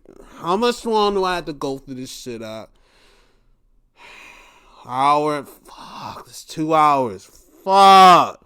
No, it's 3 hours. Fuck. And then they threw the fucking door on it. They threw the door in his face and they pinned him and made sure they make it done. So Finley and Knobs win. Get out of my face. What the hell? It's a good thing they didn't have a soap dispenser where they can spray the soap on his face so they can make sure his face is clean from being in a freaking toilet. Let's move on. De Maestro and the lady named Symphony taking on Evan. You should try not to be so courageous. This is a man that lost the cruiserweight title to Medusa. So you're the reason why we had an angry woman spewing her nonsense to start the show. You're the reason why the show got started off with a horrible start. So I blame you, Evan, about 40%. Because I seen what happened and how you lost. You got seduced. I'm like, bro, Spice ain't going to give you the nice play. Drop that bra like a bad habit and ignored her, but no, you want to help out the mamacitas. And the same thing happened here. Symphony, he's about to go up top to go do a top rope maneuver. He's gonna do something on top, but Symphony came over in the ring apron and tried to like interfere, try to like distract and all this stuff. Well, she was standing there, and then she tried to like kind of like distract him, but she fell on the apron, but she falls on her left knee, but grabs her right knee. And I look at the replay like 3 different times. I'm thinking maybe she hit the cable, her knee on the cable, like on the ropes, because I heard them joints is hard. Even though they look soft, they bounce.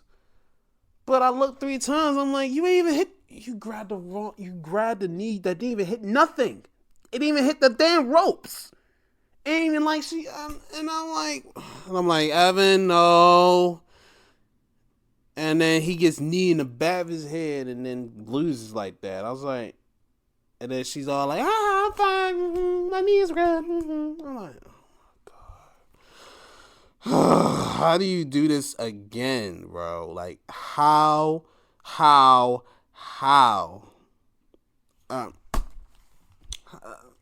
This shit's so long. I had to make two pages.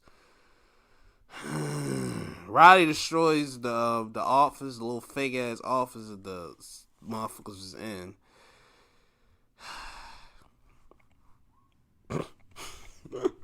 Even to show the TV too and the lights, which I was like, what the hell? With a baseball bat. He showed his kid, he's like, I got a baseball bat, kid, and I'm ready to use it with abuse. So have fun. Chavito, he gives Evan a book on how to deal with women. I might need that book. But he doesn't want that book. He gets his ass beat for that. I'm like, damn, Chavo, that's crazy. I get beat up for that. But either way, who bad at Kangen? And they in a 3-way dance between him, Bam Bam Bigelow and Diamond Dallas Page. Bang! Yeah, I'd have been a DDP guy. I'd have been a Booker, a Stinger, a DDP, and I'd probably ride with I fuck with the Filthy Animals. Who the hell too? I'll be doing that too. I'll be on that joint too.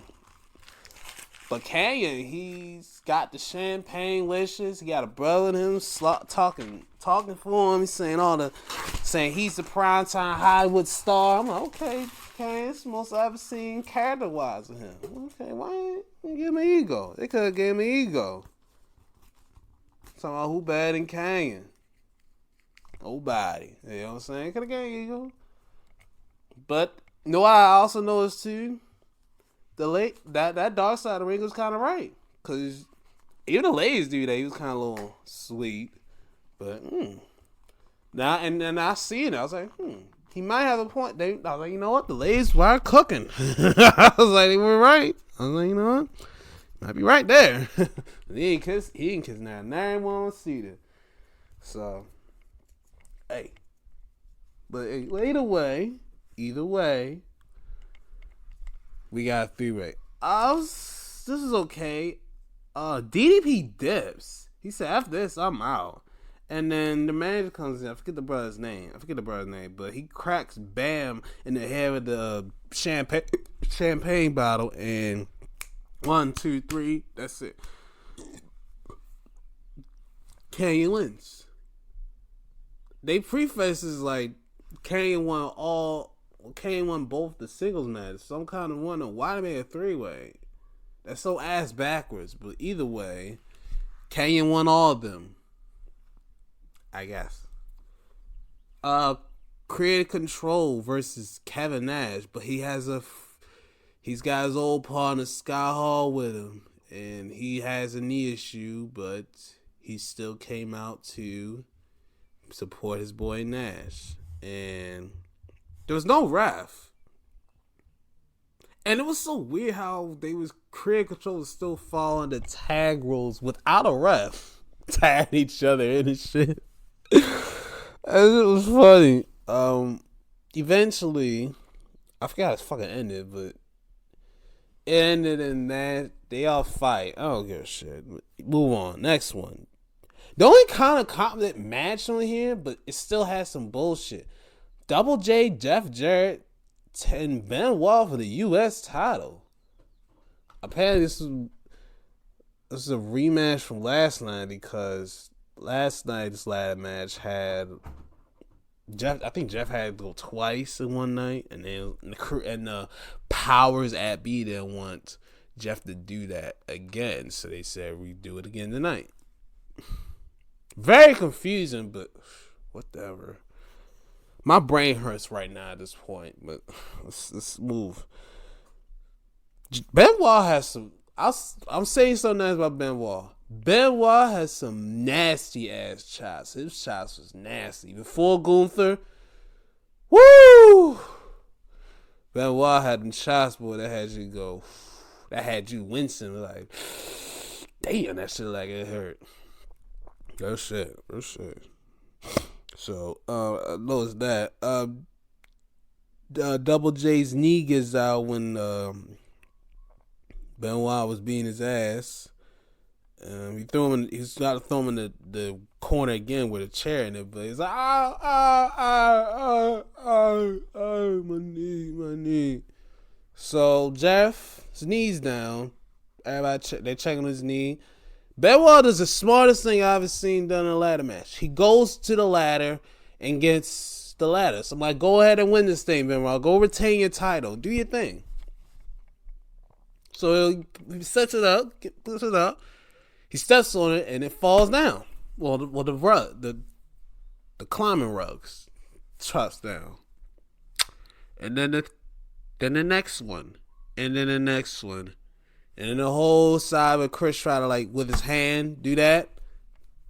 All of them fall down. He goes to the other side.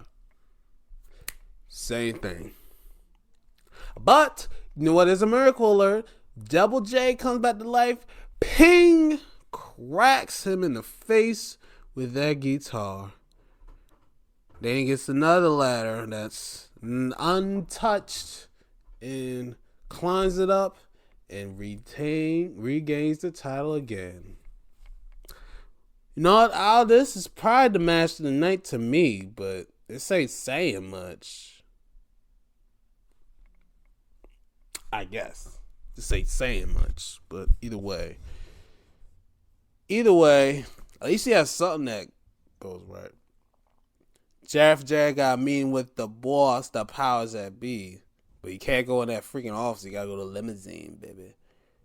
Sid Justice versus The Wall was so weird. It wasn't just because of two big slow pop guys, because we love Sid Vicious. RP Sid, though. I'd have been a Psycho Sid. I would have rocked with Sid, too. I'd have rocked with him, too, if I was going to watch WCW. I'd have rocked with Psycho Sid, too. But The Wall had issues with his partner, the Berlin. But he tries to help The Wall, but ends up getting DQ and he tries to help him out, but it doesn't work. And then he hits Sid, and he fucks up doing hitting Sid, and he gets powerbound for that. And him and The Wall had a mutual respect, understanding for us. Like, I appreciate you for taking out The Wall. Well, Berlin. I'm like, good looks. Thank you. I had to beat up somebody. So, yeah. This is one I would always want to see. Glenn Gilberti. He's getting involved with the mob, and he must have been in some mean, humongous debt because he couldn't even pay them back. He just said, "I got the money now," and he's like, "Your money's no good." I'm like, "Damn, what did you do? What did you do?" He said, "Your money's no good." He's like, "You either got two choices: you either join the mob, or you'll be sleeping under the fishes in the coma. You sleep with the fishes." Yeah, you sleep with the fishes. I'm like, what did you do? Did you rob them? And you try to come back? Yeah, Glenn, you better join the mob, because you're going to be swimming in that harbor, boy. And you'll know, there's a lot of things in that harbor you do not want to know. There's a lot. So, I would suggest I hope you join the gang instead of going on in the harbor somewhere.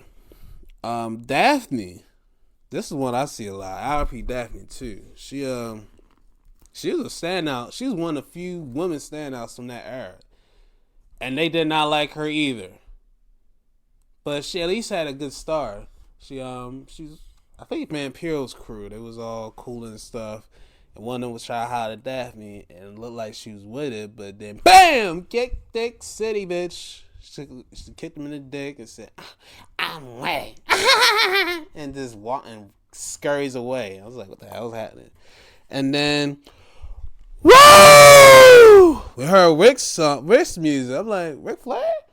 Woo! We about to woo out. Woo! But then we see David Flair. I'm like, oh, what's up? What's up, fam? That nigga crazy as hell. That look crazy.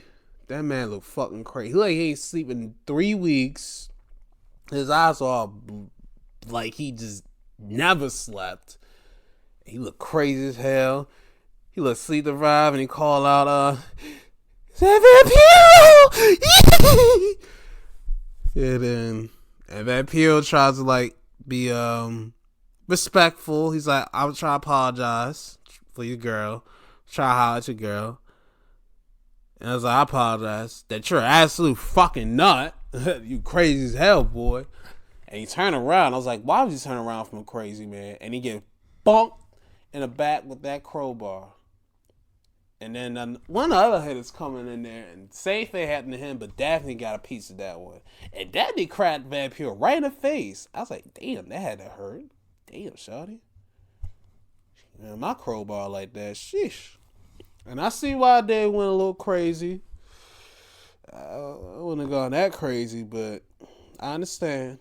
I wanna look like him, but I can understand why he go cuckoo for Cocoa Puffs. But that's what it is. Buff Bagwell, does he have the stuff this time? He said he wants to go for some gold on the singles variety. I've done it with tag teams, but I want to do on the singles set. I'm like, well, good luck with that, Chico. You got a lot of bodies to go against to that one. And Gene, he brings up an affair between him and Mrs. Diamond Dallas Page, Kimberly. I'm like, and he's like, whoa. We're not talking about that's personal. He's like, are you admitting that you and her are doing something together? He's like, listen, she is a very nice lady, but she is my friend. Now, if she wasn't married, I'd have been all up in there. But nah, I'm not going to be disrespectful like that to Diamond Dallas Page. I was like, well, you kind of be disrespectful. You already said you would donkey fuck your wife, so kind of slim. But he shut it down, tried to keep saying that it wasn't me, nah. And, it made me think, just ponder just a bit. Did Buff Bagwell's alleged story cause Vince to write what he wrote about DDP? Did this storyline? I feel that way. Why do I feel this way? I'm doing more research on that. I'm going to make some more answers. But Diamond Dallas Page is pissed off. He said, hey, would you turn down Kimberly? That tall 6-foot glass of milk? I don't know. You try to describe her. Nice tan legs. Nice size breasts, got a nice little figure on her, trying to describe her and shit. I'm like, okay, I was like, I'll do some research later, but okay, I did a little research. I'm like, not bad. She pretty look good. Look good. So way better than Sarah. I'm like, why would DDP want to leave that unless that left her? So my theory is trying to puzzle through. But DDP leaned his ass. He's like, hell no, you ain't gonna talk about wife like that. And they're fighting. Next, we have Bret Hart versus Goldberg for the World Heavyweight title vacant. And it was gonna smooth until the NWO and Jeff Jarrett come out, and I just got angry. I'm just like, why? I'm just like, why? Why is the NWO coming back? So, cause like Nash Hall, he had crutches, but he took them bitches off and was faking it. I think that's what happened earlier. I forgot. But either way, he doesn't have the crutches. Kevin Nash comes out too. Then Jeff Jarrett cracks Goldberg in the face with the guitar. And then Roddy tries to save Goldberg because he got fucked up. And then he got cracked in the head with the guitar. And then they spray NWO on their chest and their back. And I was like, man, cut this bitch off, yo. That was the worst wrestling show I've ever seen in my fucking life on a Monday night. Now, I see some shitty Raws pretty semi-recent, like a few years back, but good grief. Holy shit. They did not come a candle to this monstrosity right here. I am fucking disgusted. Absolutely disgusted. I am flabbergasted, disgusted, angry, and mortified at what I had just witnessed. What did I witness? I witnessed the worst 3 hours of my life that I have wasted. And I say 3 hours because even though it was 2:23 on the doggone television thing, on the timer thing, it fucking lasted damn near 3 hours because of the commercials. 60-second commercials. There was like 15 of them. So 15 plus 1. Dang, I see why WCW fell off. And it started before 2000. It started off in 98. Well, 99. Because you can see the quality of the show get really tapered from 98 to 99. 98 was still alright. It went to an hour, 2 hours. It went from an hour to 2 hours. And I asked one of my co-hosts who are older than me, all my co-hosts on the round table are older than me, and I asked them what was the hype level of WCW going to 3 hours. Was it hype? None. So, and one said 50-50. And it mainly did it because they spoiled the Raw results. Because Raw used to tape 2. They used to tape Raws. And in the first hour, they showed they tell the results of Raw. And this is where the infamous story of the Raw, where Mick Foley won the world title, they switched all the way over to see him happen. Like fucking 500,000 switched over to see that. I'm like, you're stupid, Derek. You're very stupid. Why would you advertise? Why would you tell the people that there's a title change? Like, what? Why? Why would you do that? That's stupid. Use your common sense. Use your common sense. If you have anything, first you have a title match. You already got people already kind of intrigued. But then you tell them there's a title change with the world championship? Oh, you not going? We're not watching your shit. We're watching who's gonna be the world champion. Who's gonna verse who? And I was rocking Mankind, and that kind of moment with the glass shatter. Stone Cold come down here, stopping him with the mud muscle. Goddamn. He cracked out there, Shane, and cracked the head with that damn tear in the face. 1, 2. He put Foley over Rock. 1, 2, 3. God, Mankind. By God, Mick Foley has done the world championship. My God. Like, come on. Like, I don't know why he did that. Even I at 3 wouldn't have even done that. Even I wouldn't have done that at 3 years old. I, at 3 years old at a time, would not have even done that. I'd be like, we just got the show on just doing our thing.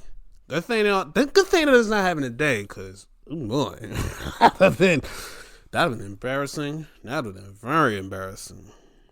If TK tried that shit, they would be cooking him all fucking month. If he did some shit like this, if he did shit like Bischoff did, they'd be cooking his brother for the eons.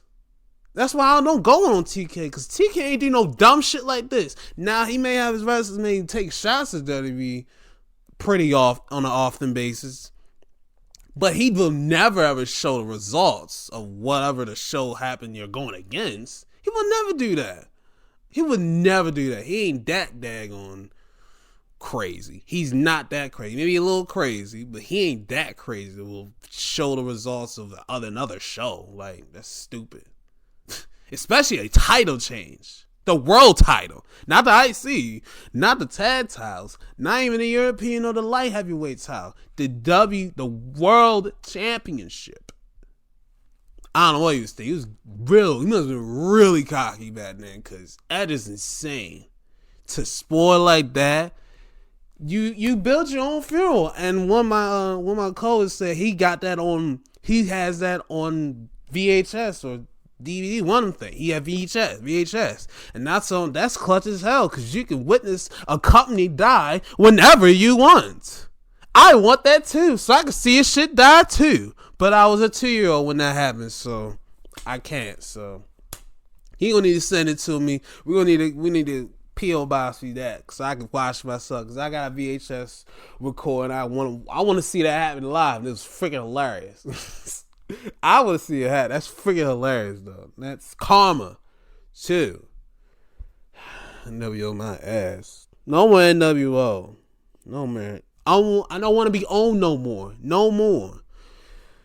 It's a wrap, bro. It's done. Good. Fucking hell. I had to throw that on the ground, because, boy, that shit pissed me off. I ain't never been mad at wrestling. That made me want to be like, Why? Make you question why. Why would you even do half of this shit on the show?